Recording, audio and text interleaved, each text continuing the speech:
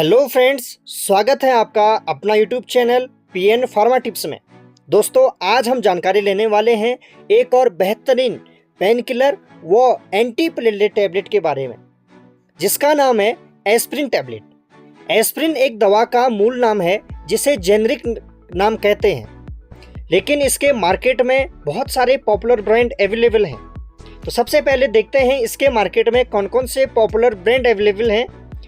Disprin tablet, Ecosprin, aspirin व Ecosprin AV75 tablet. दोस्तों, जैसे कि मैंने आपको कहा कि हम एक ऐसी दवा पढ़ने वाले हैं जो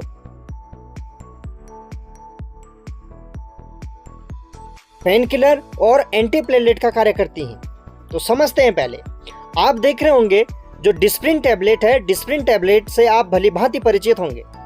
ये दवा अधिकतर सर दर्द के लिए यूज किया जाता है, अर्थात ये दवा पेन किलर के रूप में प्रयोग में लाई जाती है।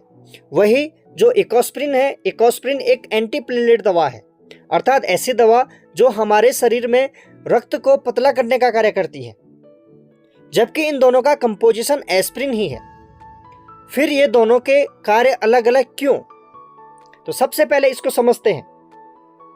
दोस्तों, डिस्प्रिन और इकोस्प्रिन ये एक दूसरे से केवल भिन्न इसलिए हैं क्योंकि इनमें डोज का फॉर्मुलेशन अलग अलग है, जिससे एस्प्रिन की यदि हाई डोज 325 mg की मात्रा में हम इसे लेते हैं तो ये पेन किलर का तरह कार्य करती है।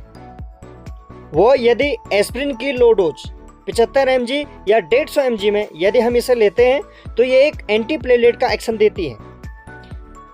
एंटी प्लेटलेट के एक्शन में ये दवा क्या करती है? प्लेटलेट्स को आपस में चिपकने से रोकती है, जिससे धमनियों में किसी रुकावट के बिना रक्त प्रवाह हो सके। तो डिस्प्रिन में 325 mg की डोज होती है, इसलिए इसे पेन फीवर में यूज किया जाता है, और इकोस्प्रिन में 75 mg की डोज होती है, इसलिए इसे स्ट्रोक या अंजाइना जैसे पेशेंट को दी जाती है, जिससे ये उस स्थान पर हमारे ब्लड वेसल्स में रक्त को पतला करने का कार्य करती है। इकोस्प्रिन को ज़्यादातर कोलेस्ट्रॉल को कम करने वाली दवाओं के साथ कंपोजिशन में दी जाती है, जैसे आप यहाँ पे देख पा रहे होंगे इकोस्प्रिन AV75, इसमें एटोरवास्टाटिन और एस्प्रिन मिलाई गई है। तो एस्प्रिन एक कम डोज में यह एंटी प्लेटलेट का कार्य कर रही है, और इसी के साथ एटोरवास्टाटिन जो स्टैटिन ग्रुप से संबंध रखती है, जो एक कोलेस्ट्रॉल लेवल को कम करने की दवा है। तो इन दवा को कंपोजिशन में देकर ये प्लेटलेट्स के एग्रीगेशन को रोकती हैं, जो अनावश्यक रक्त के थक्के शरीर में बनते हैं उनको रोकने का कार्य करती है।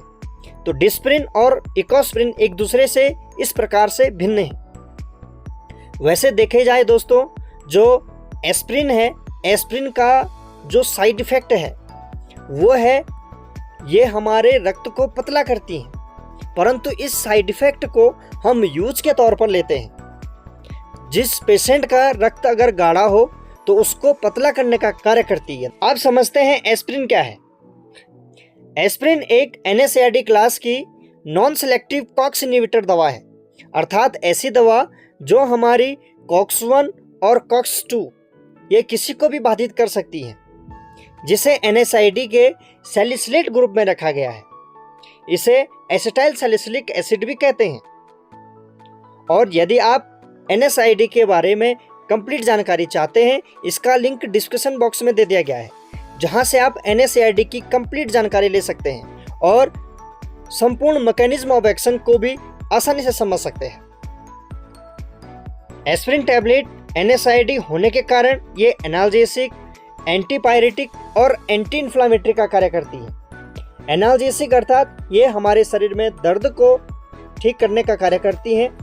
एंटीपायरेटिक बुखार में यह दवा दी जा सकती है, और एंटी इन्फ्लामेटरी अर्थात सूजन को भी कम करने का कार्य करती है। तो सबसे पहले समझते हैं एस्प्रिन टैबलेट का मैकेनिज्म ऑफ एक्शन क्या है, ये हमारी बॉडी में किस प्रकार कार्य करती हैं। तो एनाल्जेसिक इफेक्ट ये हमारे शरीर में प्रोस्टाग्लैंडिन के सिंथेसिस को रोक देती हैं, जिससे उस स्थान पर पेन, स्वेलिंग और इन्फ्लामेशन जैसी समस्याएं कम हो जाती हैं। अर्थात जब हमारे शरीर में किसी प्रकार का इन्फेक्शन या इंजरी हो जाता है तो उस स्थान पर प्रोस्टाग्लैंडिन का स्राव होने लग जाता है, जिससे हमें दर्द और बुखार जैसी समस्या उत्पन्न होने लग जाती हैं। तो ये प्रोस्टाग्लैंडिन एक ऐसा केमिकल है जो हमारे शरीर में दर्द और सूजन जैसी प्रतिक्रिया को पैदा कर रहा है। ये एस्पिरिन टैबलेट इसी प्रोस्टाग्लैंडिन के सिक्रेशन को रोक देती हैं, जिससे उस स्थान पर दर्द, सूजन और बुखार जैसी प्रतिक्रियाएं कम हो जाती हैं। यदि आप इसके कंप्लीट मैकेनिज्म ऑफ एक्शन को जानना चाहते हैं तो इसका लिंक डिस्क्रिप्शन बॉक्स में दे दिया गया है, जहां से आप NSAID क्लास की संपूर्ण मैकेनिज्म ऑफ एक्शन को आसानी से समझ सकते हैं। तो इसीलिए इन दवा का प्रयोग मसल पेन, बोन और जॉइंट पेन में किया जाता है। अगला एक्शन है एस्पिरिन टैबलेट का एंटीपायरेटिक, अर्थात ये हमारे शरीर में तापमान को कम करती हैं।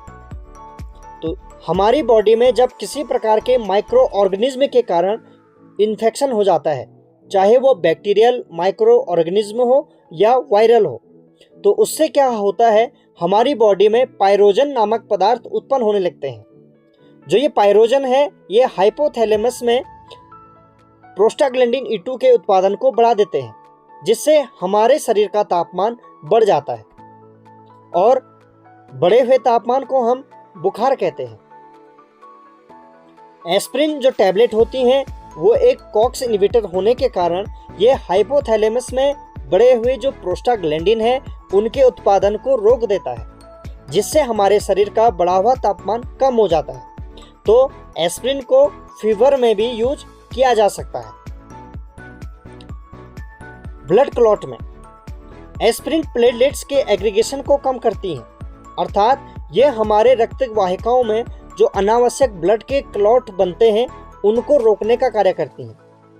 और एस्पिरिन के बारे में मैंने आपको बताया था, इसका जो पॉपुलर ब्रांड है वो है इकोस्प्रिन टैबलेट। तो इकोस्प्रिन जो टैबलेट है वो क्या करती हैं, हमारे प्लेटलेट्स के एग्रीगेशन को कम करती हैं, जिससे रक्त वाहिकाओं में अनावश्यक ब्लड के क्लॉट कम हो सके और डॉक्टर के द्वारा इसे जैसे गाढ़े ब्लड हो या हार्ट अटैक, पैरालिसिस इत्यादि के प्रिवेंशन में दिया जाता है, ताकि पेशेंट को हार्ट जैसी समस्याएं उत्पन्न ना हो।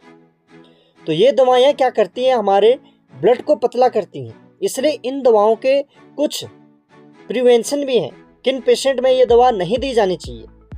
यदि शरीर में किसी प्रकार से ब्लड का लॉस हो रहा हो, चाहे वो गैस्ट्रिक ब्लीडिंग हो, तो उस पेशेंट को ये दवा नहीं दी जाती है, जिससे उस स्थान पर ब्लड स्राव का खतरा बढ़ जाता है। और यदि कोई पेशेंट है जिनकी सर्जरी होनी है तो ये दवा उन्हें भी नहीं दी जाती है, क्योंकि ये दवा क्या करती हैं, हमारे ब्लड को पतला करती हैं और जिससे ब्लड लॉस का खतरा बढ़ सकता है। तो ये जानकारी थी एस्पिरिन के मैकेनिज्म ऑफ एक्शन की। इसमें आप एस्पिरिन के यूज और वार्निंग्स को भी समझ गए होंगे। अब जानते हैं इसके विस्तार पूर्वक इसके यूज क्या है। एस्पिरिन को हेडेक में, तेज सरदर्द में इसका प्रयोग किया जाता है और आपने भी कभी ना कभी इस टैबलेट को जरूर लिया होगा। माइग्रेन के दर्द में, पीरियड्स के समय होने वाले दर्द में, मसल्स में किसी भी प्रकार का, चाहे वो खिंचाव हो या इंजरी हो, किसी प्रकार के दर्द होने पर इस दवा का प्रयोग किया जा सकता है। ऑस्टियोआर्थराइटिस, जॉइंट से संबंधित जो रोमेटॉइड अर्थराइटिस है या ऑस्टियोआर्थराइटिस में इस दवा का प्रयोग किया जाता है। हार्ट अटैक के प्रिवेंशन में इस दवा को डॉक्टर द्वारा दी जा सकती है। वो ब्लड थिनिंग प्रॉपर्टी रखने के कारण इसे पैरालाइज में भी प्रयोग की जाती है। पैरालाइज को हिंदी में लकवा कहते हैं। और ये दवा हमारे कोलेस्ट्रॉल लेवल को भी कम कर सकती है। वो बीपी को कम करने में भी इस दवा का प्रयोग किया जा सकता है। बीपी में ये दवा इसलिए दी जाती है यदि किसी पेशेंट को क्लॉटिंग का प्रॉब्लम हो, क्लॉटिंग के कारण उनका बीपी बढ़ रहा हो, तब यह दवा प्रयोग में ली जा सकती है। अब जानते हैं इस दवा के डोज क्या हैं। ये दवा NSAID के रूप में 300 mg से 600 mg डॉक्टर द्वारा दी जा सकती है। दिन में एक बार या जब आवश्यक हो तब इस दवा का प्रयोग करें। हार्ट रिलेटेड डिजीज या यदि किसी पेशेंट को क्लॉटिंग रिलेटेड प्रॉब्लम है तो डॉक्टर के द्वारा 75 से 162 mg दिन में एक बार दी जा सकती है। वो ये इस दवा को लेने का जो सही तरीका है वो रात को लिया जाता है, क्योंकि ये दवा रात को मोर इफेक्टिव होती है। दोस्तों, डोज का कैलकुलेशन डॉक्टर के द्वारा पेशेंट की कंडीशन को देखकर किया जाता है, जिससे पेशेंट को सटीक डोज मिल सके। इसीलिए किसी भी दवा का प्रयोग बिना डॉक्टर या फार्मासिस्ट की सलाह के न लें। दवाओं का सेल्फ मेडिकेशन करना घातक हो सकता है। अब जानते हैं इस दवा के साइड इफ़ेक्ट क्या हैं, अर्थात यदि कोई पेशेंट इस दवा को लेता है तो उसे क्या क्या साइड इफ़ेक्ट दिख सकते हैं। नाउजिया, मतली आना, वॉमिटिंग, हार्ट बर्न हो सकता है पेशेंट का, चेस्ट में बर्न हो सकता है, स्टमक से ब्लीडिंग हो सकती है, वो हार्ट रेट इरेगुलर हो सकता है जिससे हृदय की धड़कन की अनियमित गति हो सकती है, वो अस्थमा के अटैक को ये भी इंक्रीज भी कर सकती है। तो इसलिए यदि आपको इस प्रकार के या इसके अलावा कोई अन्य साइड इफ़ेक्ट नज़र आते हैं तो तुरंत अपने डॉक्टर से मिलें, जिससे वह आपको इस दवा के अलावा कोई अन्य दवा प्रिस्क्राइब कर सके। अब जानते हैं इस दवा के वार्निंग्स क्या हैं, अर्थात किन पेशेंट में यह दवा नहीं दी जाती है। पेप्टिक अल्सर, यदि किसी पेशेंट के आंतों में छाले या स्टमक में छाले हैं तो उनमें यह दवा प्रिस्क्राइब नहीं की जाती है। गैस्ट्रिक ब्लीडिंग, किसी प्रकार से इंटेस्टाइनल ब्लीडिंग हो रही हो तो उन पेशेंट में यह दवा नहीं दी जाती है।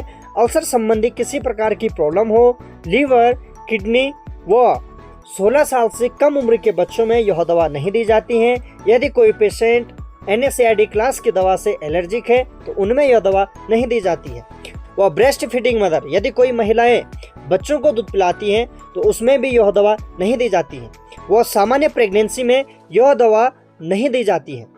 दोस्तों, सामान्य प्रेगनेंसी में यह दवा डॉक्टर के द्वारा नहीं दी जाती है, लेकिन यदि किसी महिला में क्लॉटिंग का डिसऑर्डर हो या बार बार मिसकैरेज का प्रॉब्लम हो तो यह दवा इस मिसकैरेज की प्रॉब्लम को रोकने के लिए डॉक्टर के द्वारा प्रिस्क्राइब की जा सकती है, जिससे बच्चे में प्रॉपर ब्लड की सप्लाई मिल सके।